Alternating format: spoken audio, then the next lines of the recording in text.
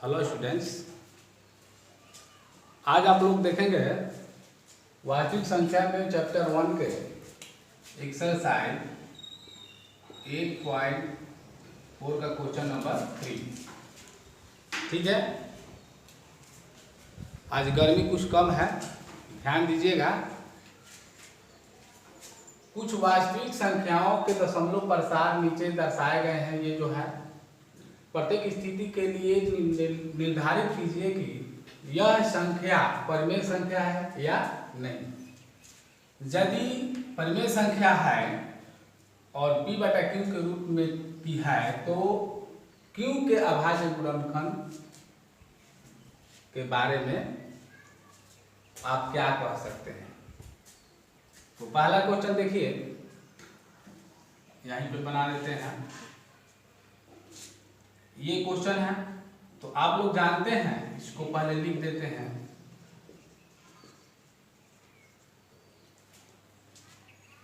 दशमलव के बाद जो अंक होता है उतना 0 हो जाता है। कैसे? बट्टे के अंदर। जैसे मान लीजिए 3 4 लिख दिया, इसको लिख देंगे 1 2 3 4 5 6 7 8 9।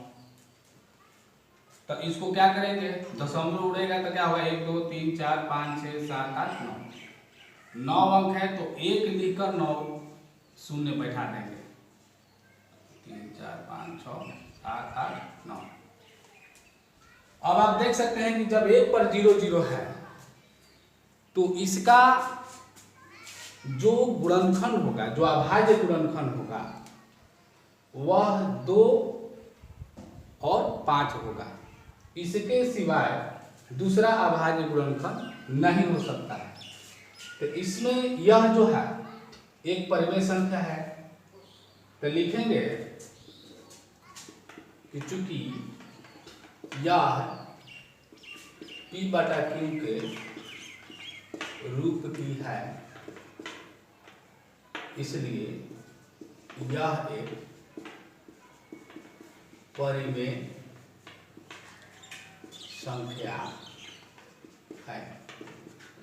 इसमें एक और बात कह रहा है या नहीं, ये तो क्लियर हो गया कि परिमेय संख्या है।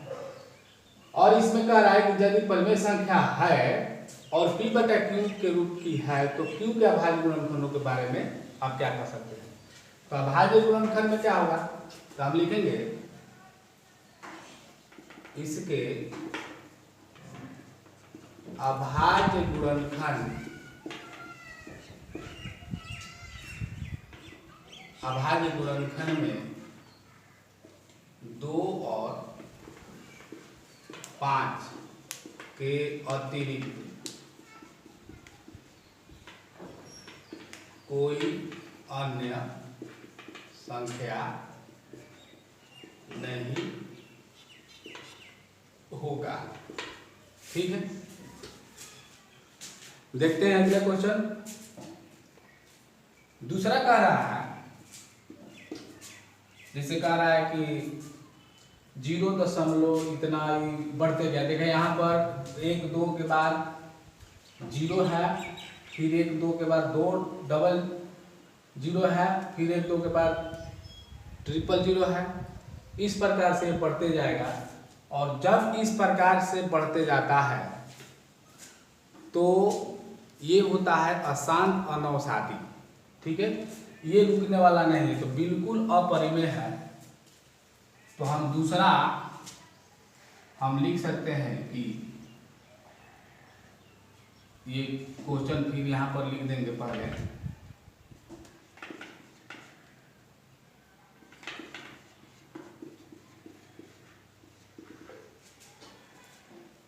लिख देंगे कि यह एक अशांत अनवसादी है, इसलिए यह एक अपरिमेय संख्या है।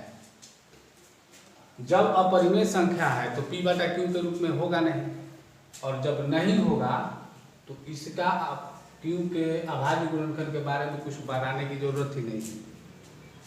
अगला क्वेश्चन देख रहा है, यहाँ पर है 43.1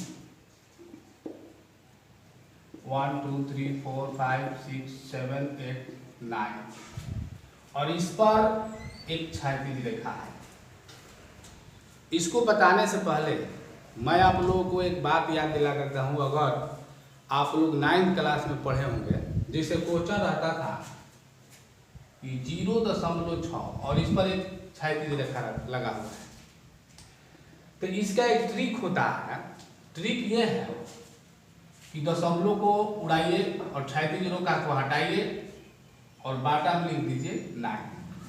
जितने के ऊपर ये क्षैतिज रहेगा उतने के बाटा में 9 ही रहेगा। ये बात आप लोगों को जानकारी होना चाहिए, या जानकारी होगा। अगर नहीं जानकारी है तो इसको जान लीजिए।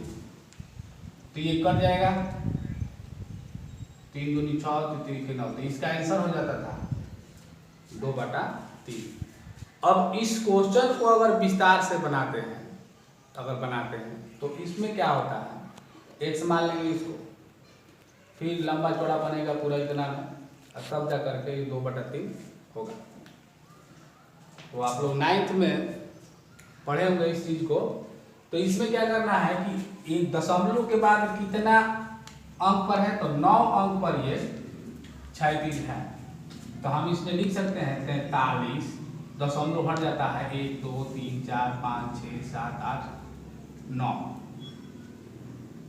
ठीक है। और बाटा में क्या हो जाएगा, 1 2 3 9 है, तो 9 जो है 9 को हो जाएगा 1 2 3 4 5 6 7 8 9। तो ये तो हो गया पी क्यू के रूप में। तो हम इसमें लिख सकते हैं कि चूंकि यह P/Q के रूप में है, इसलिए यह एक परिमेय संख्या है, ठीक है। तो इसके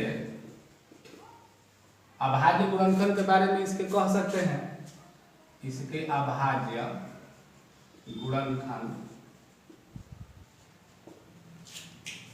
में 2 और 5 के अतिरिक्त